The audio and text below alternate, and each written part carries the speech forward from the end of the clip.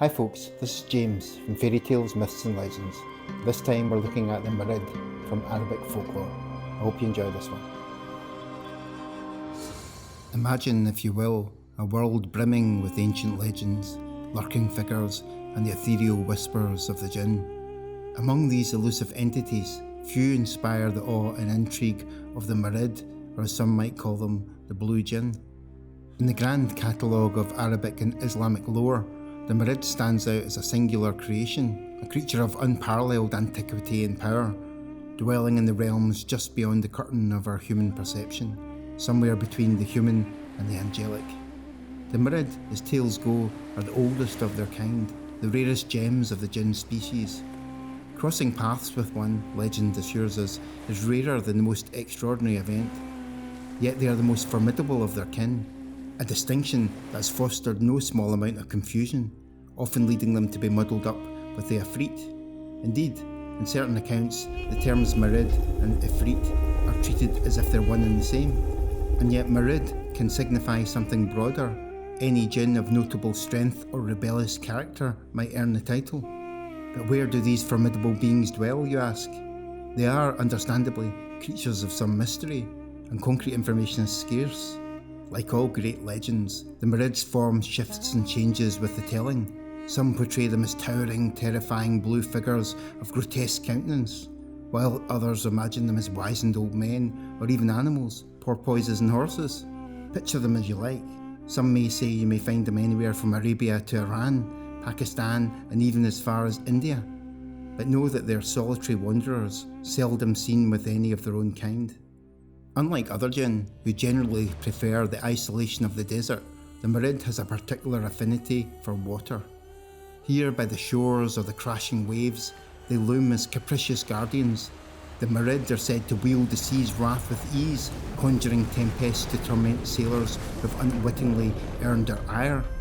In certain Persian fables, if you happen upon an old man alone in the desert, well, watch closely, you may have chanced upon a Marid in human guise.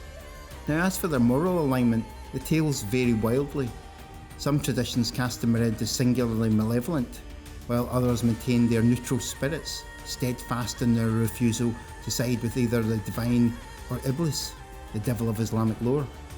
Rather than commit to such cosmic allegiances, the Marid are said to pursue their own ambitions, unburdened by higher loyalties, independent to a fault. They heed neither heaven nor hell, often pursuing their desires with a refreshing disregard for both. In The Vengeful Jinn, the authors recount certain sources that attribute the Marid with an act of heroism. They claim the Marid saved all Jinn from annihilation by quelling the forces loyal to Iblis. Yet contrast this with Theresa Bane's Encyclopedia of Fairies and World Folklore, where she asserts that Marid served as Iblis's preferred minions, their pride and power making them his ideal agents. According to Bane, they were arrogant and fierce, though with enough flattery or cleverness, a mortal might persuade one to grant a wish.